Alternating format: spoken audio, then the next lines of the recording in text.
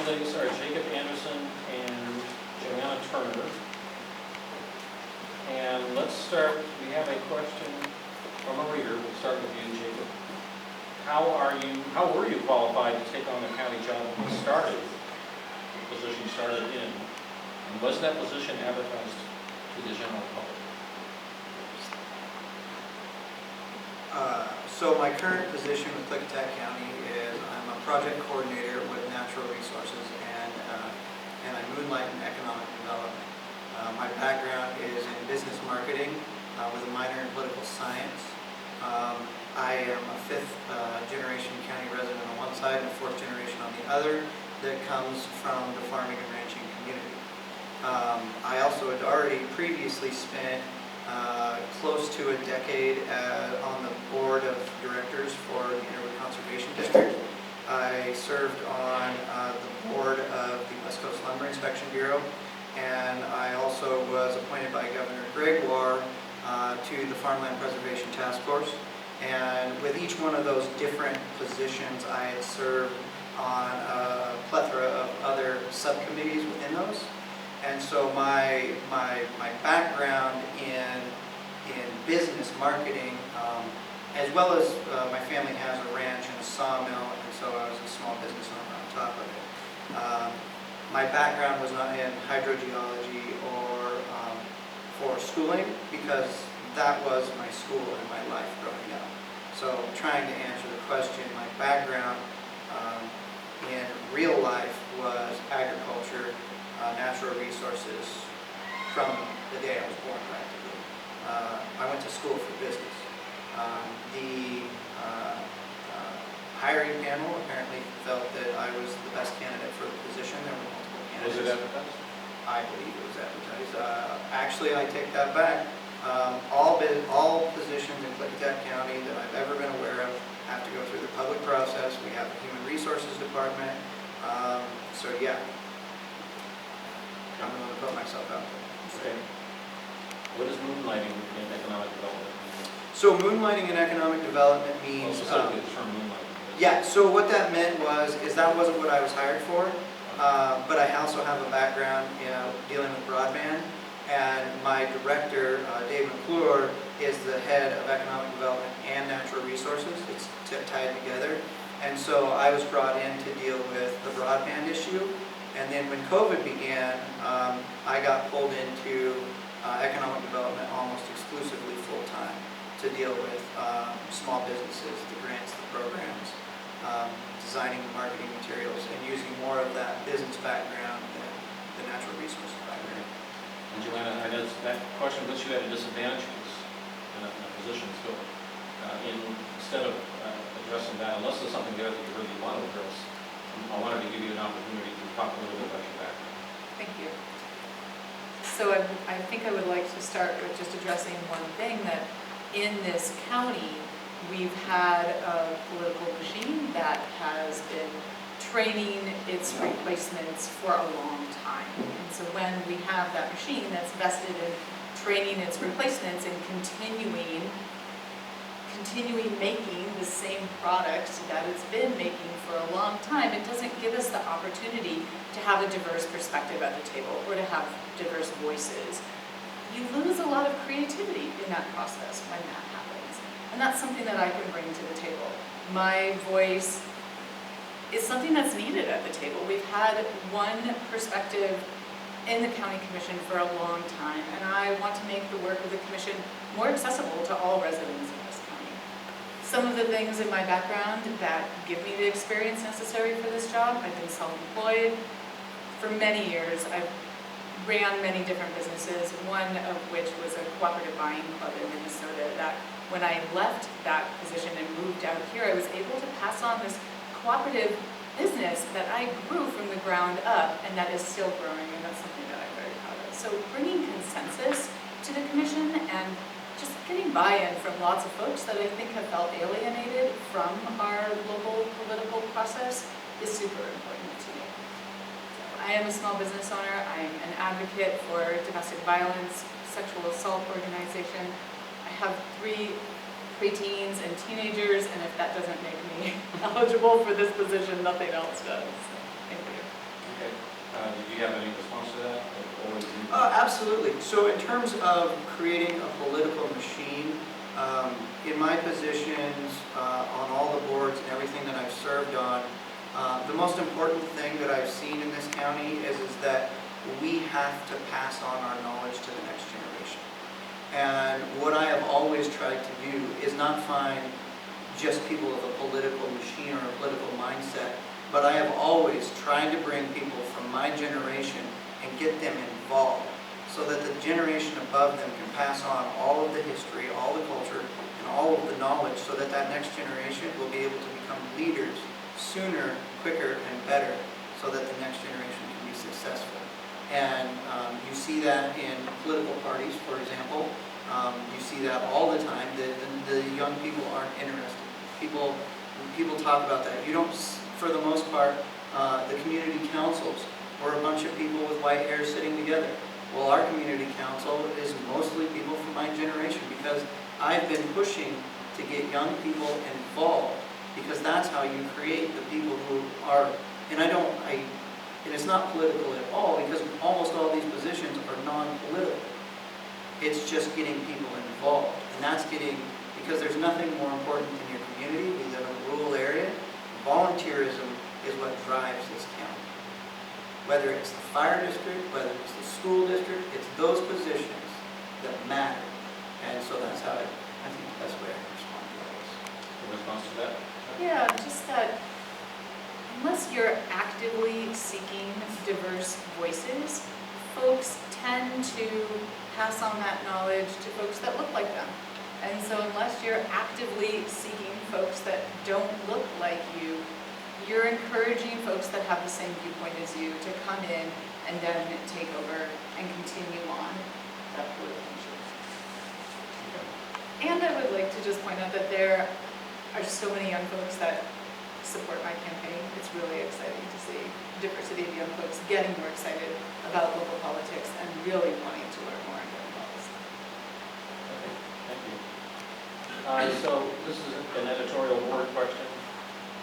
Does often a perception that the west and east sides of the county reflect the overall discrepancies between the east and west sides of the state? And it's a multiple part question. Is there a political gulf between the two sides of the county? If so, is that a concern? And if that is so, what do you do about it? Certainly. I've always said in Klickitat County that a Republican and a Democrat in Klickitat County will agree on 90% of everything. I see it right here with these two conversations that they agree on most everything. And that goes to show, as Chris said, that most things, even in Olympia, most things they agree on. But all we ever see in the news is the things that people disagree on because that's what sells the papers. Now, I will say, though, that a Republican from Klickitat County and a Republican from King County probably will disagree on more things than a Republican and a Democrat in Klickitat County because politics comes down to your priorities. We only have so much time and so much money, and how we allocate that. And county commissioners are the ability to allocate those funds at the most local level for the things that we all care about and prioritize here the most. Yeah, and I would like to follow that up with just building community is so vitally important. If we can't build community and that starts with our neighbors, then what are we doing this job for? And even though there are some differences between Republican and Democrat, I don't think this position should be partisan because I think that's what it comes down to is building consensus, building community, showing the people that we care about them. We care about what happens to them, every single one of them. Do I infer from that you do see a gulf between the sides of the county, or am I mistaken? I see more of a perceived gulf than an actual gulf. I think that, just like Jake said, people have more in common than they do differences. There are, the people that I talk to all over this county care about the same things. We care about our youth. We care about our community. We care about local jobs. We care about that we can wake up and feel safe. Those are things that we can all agree on. I think when you come to the big political level and what's happening outside of the county, that's when it starts to get hard, that's when it starts to get tricky. I can talk with people all day long, and as long as we're talking local politics and local concerns and what people want for their community, there's a lot of agreement. But when people start talking about things that are happening outside the community on those bigger levels, that's where the disagreement and the frustration really sets in. Okay. Paul? Absolutely. I 100% agree that a county commissioner should be nonpartisan. The only time that you should have a partisan race is if you caucus, because that's what you are. You're a Republican, they caucus. They get together at the state and federal level. That is otherwise, and then you have party whips and you have people that push you to vote a certain way.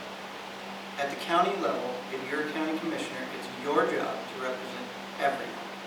Not just your friends, not just the people who agree with you, not just your political party. Your job is to represent everyone. And if you can't represent everyone, you don't belong on the county commission. And with that being said, Joanna and I have ran and agreed to only run a clean campaign.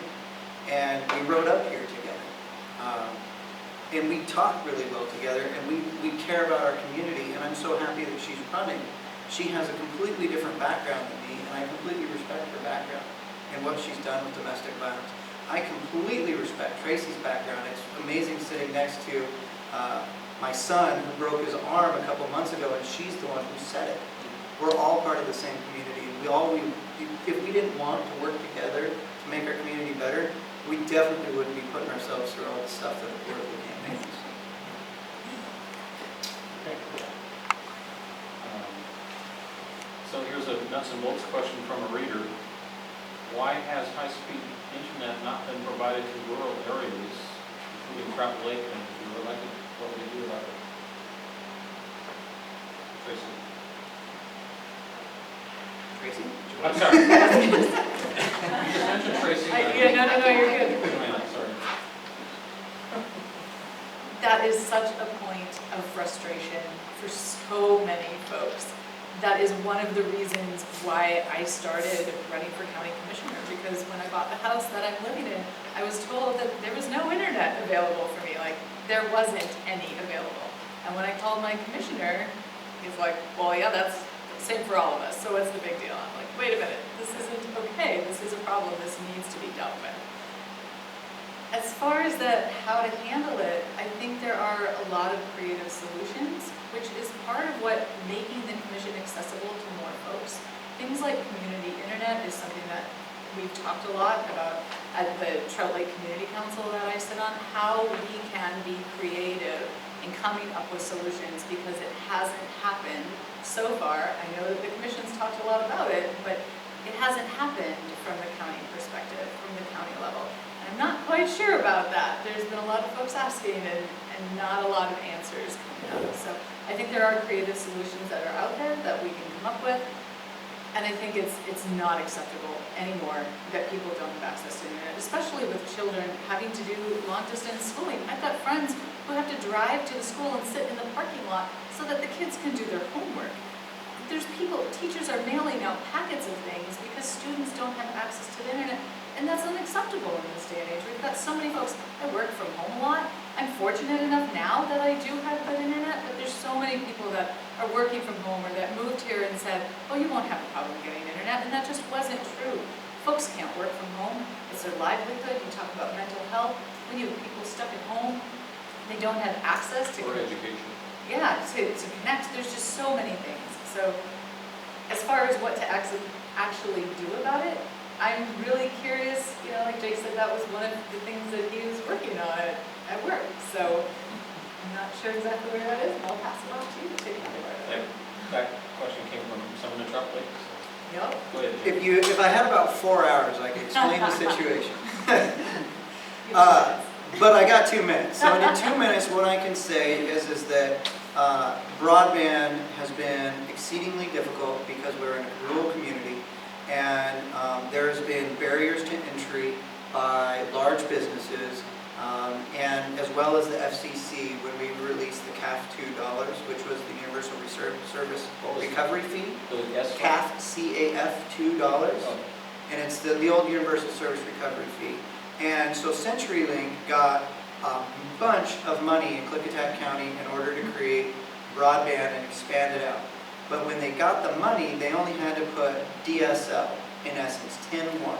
Even though that same month, the FCC upped broadband's definition to 25.3. So we've got millions of dollars that's been invested in Klickitat County in old infrastructure, rather than putting fiber to the houses. And if you talk to a lot of people, we should have been able to take fiber to the house for as much as what CenturyLink was getting paid to put in old DSL lines. It started in 2017-ish. It was a 4-year build out. I'd go to meetings. My big part was trying to push CenturyLink to expand the DSL into areas where we can't, where people don't have other options. So in Snowden, because there's no cell service, or north up here of town in Pine Forest, and so I was trying to get them to push to build to areas where nobody else could have any other options. So that was the barrier. That's just one issue, is the barrier to entry. In terms of schooling and everything that we have coming up, there's some really new businesses that are coming out that are really pushing. Remember, COVID is also an opportunity, and my cell phone has better internet ×4 than I have at home using CenturyLink. And as long as you have access to the internet, our schools and our legislature will hopefully come up with funds to ensure that those kids can get hotspots. So all you have to do is, it's just like a cell phone sitting in your house that's using the internet, and it's broadcasting Wi-Fi, so your Chromebook, and you can get online, and it's still going to be successful. Where CenturyLink's 10.1, and then at 5 o'clock at night, you're supposed to have it, but you can't even do the internet on it. And it's faster. And then hopefully next year, Starlink will hit. So we'll have some internets to Starlink. It's what Elon Musk is working on. You see all these little satellites going up, low Earth orbit satellites. That will hopefully help. My big focus, though, has been if it's the fastest, cheapest, easiest way is to expand, to get internet out there, it's through cellular service. The problem is that the cell companies are on build cycles. And so they come in and they only build in a certain area for every 4 years. And if a cell service is trying to upgrade to 5G, and they can deal with a million people in town, or they can put one on Diamond Gap and get all of 400 people in Glenwood, where are they going to do? Where are they going to invest their time and effort? So everything that I've been working on has been trying to get them to build more cell service out here and work between emergency management and cell companies to try to create those incentives for them to actually invest in our rural areas. I will get in touch with you later about a story about that, because that sounds like a story. Look at how that came to be with something another time. So this is another reader question, and it's again unedited, so it will convey the sense of the reader's perception that you could address as well as the actual question. And it is, good old boy candidates have been consistently beaten in District 1, but lose at the county level. Not quite sure of that. What is the commissioner's responsibility for their district? Joanna, you need to move. So the problem with that is that when I get elected to be a commissioner for District 1 folks are my constituents, but only in the primary are they the only ones who get to vote for me. So in the general, the whole entire county gets to vote on my district's commissioner. So basically the whole entire county is my constituents because I've been elected by the whole entire county. The problem with that is that when you have somebody who's elected by District 1 and then the rest of the county kind of knocks that off, then that's not okay, because who is electing that commissioner? District 2 and 3 are electing the commissioner for District 1, so they can't effectively represent the district that they are elected to represent because they haven't been elected by their constituents. So there's a conflict there. It's a huge conflict, and that needs to change. I know that there's been some work done around redistricting and just changing that, but we are a small county. And that's how it works in some counties. Okay.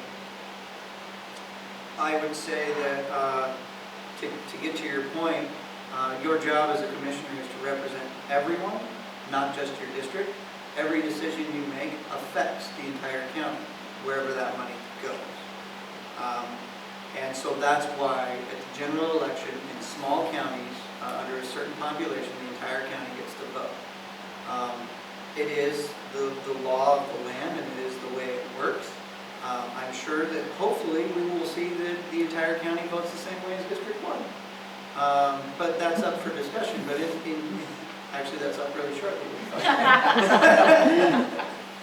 But in the end, though, it is the way it is. But the perception that it gets back to that perception that the west side has a west side feel and District 2 and District 3 have an east side feel.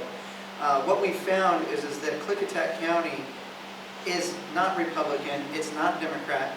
Klickitat County is purple, and it has been for a long time. And the entire of Klickitat County, and it's one of the things that I love most about this county, is that we're issues-based voters for the most part. We vote how we feel and what we believe in. And two people, Republicans can vote for Democrats, and it happens all the time. And that's one of the reasons I love this county, is because we're so independent. That's part of our history and culture, that we do what we think is right. Any response to that? Just that, yes, we all need to, as a county commissioner, the board of the commission needs to be accessible to all residents of the county. And we need to be able to work with all residents of the county, no matter where we live, no matter what side of the county you're on. We absolutely have to take everyone's concerns. And like I said before, I think the majority of people share those same concerns. Things like broadband, access to mental health care. Those are things that we all want to see improved. I'm going to hijack my own questions here to bring it up on the fly, because I'm intrigued by what I think I hear coming out of this conversation, which is it suggests a county identity rather than a specific portion of the county identity. And I get the sense, and correct me if I'm wrong, or take it and run with it, that there's the sense among people in the county that I'm from this part of the county. And an us-them mentality, and I've only been here 11 years, so I'm new. But what I hear, which is very appealing, is a sense of a county-wide identity that is very inclusive rather than us-them. Is that something that's, am I roughly accurate, or is this something that I'm hearing you represent accurately here? I think we do have a county identity. Actually, I'm willing to say I know we have a county identity because we're all from Klickitat County. If you go back far enough in the history of this county, people have been, I have relations, family relations on both sides of this county. We've pretty well integrated over the last 100 years. That's where you had to go to find your next wife when you were already related to everybody in your half of the county. You know, Yeah. Is that on the record? he's agreeing. That's why I have here. But that issue, I mean, we have a true, like, if you go to the historical museums and you look at this county, we're rural, and we've always seen pretty eye to eye. We started out as a really rural agrarian county with natural resources concerns as the main basis and timber concerns, and we worked together.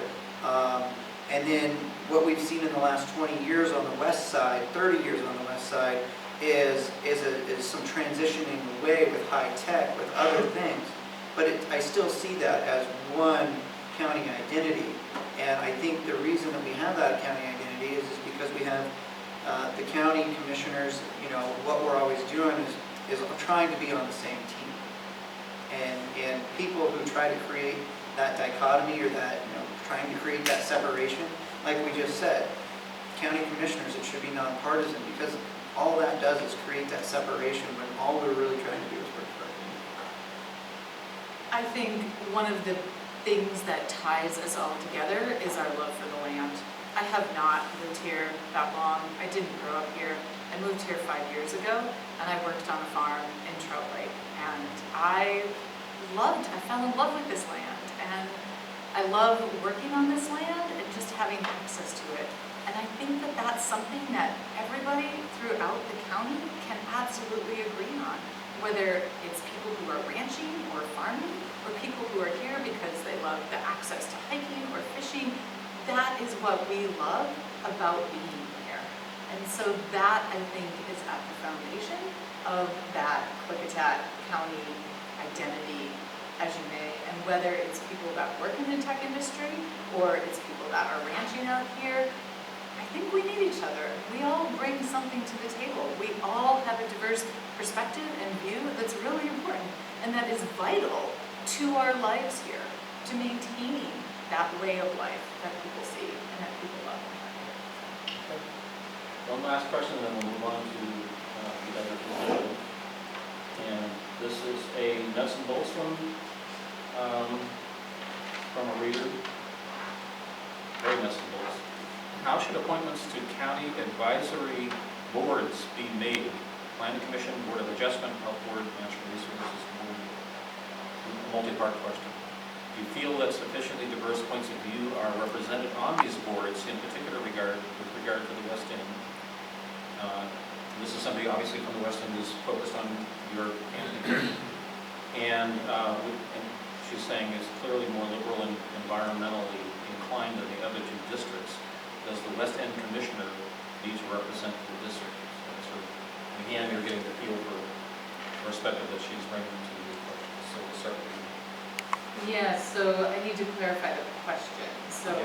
there's two questions there.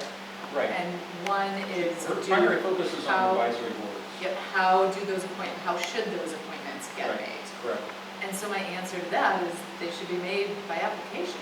People should apply and say, state, what is your interest? What is your experience? What do you bring to the table? They shouldn't just be made by appointment, that's for sure. They need to be applied for. It's something that needs to be put out there, just like a county job. It needs to say, hey, we're looking for somebody to come in and fill this position. And then I think it's the responsibility of the board to actively recruit folks for a position and make sure that there is a diverse perspective on the board. I know for where I work, it's a question of how do you recruit and engage diverse voices so that you make sure that everybody's needs are getting met. And if we're not doing that, it's why I'm running for this job. If we're not doing that, then it's really easy that people's voices get overlooked and left out. We have to actively be recruiting diverse perspectives. Jim would have the right answer to this in terms of how it's always been done, but how I've understood it is that each commissioner kind of makes an idea of who they want and gets the buy-in from the other commissioners for one of the advisory board positions. I am willing to go on record and say that if I'm your commissioner, I will do it through an application process so that I want the best candidates and I want them to apply, and then I want to hold, some sort of a hearing or some sort of a screening to find out who's going to best do it.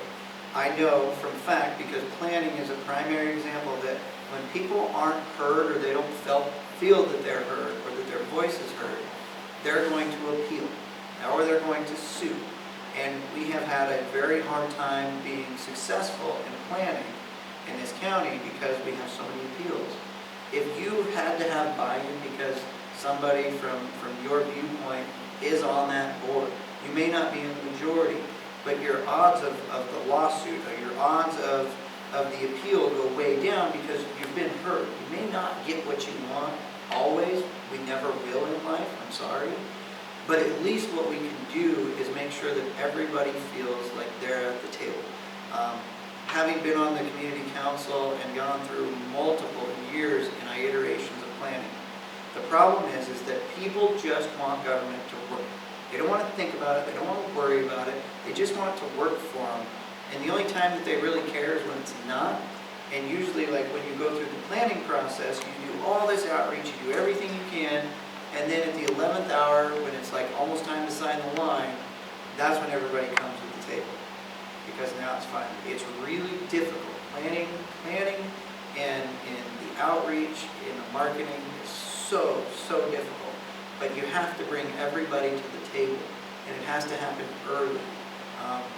And that's, I mean, being on the planning commission, that's what we're focusing on, is trying to get everything ahead of time so that we can make the best possible recommendation to the county commissioners that we possibly can. I just want to follow up with that because as a member of the Trout Lake Community Council, I know that there have been times when we have felt like we have not been given enough notice to weigh in on a lot of those types of decisions. And so making that, again, more accessible, giving folks more notice, actively encouraging more time for people to weigh in, soliciting opinions, and building consensus is so vitally important. And I feel like that can be done better. You get the last word? We can always be better. Always. We can agree on that. And lots of other things. Okay, thank you very much.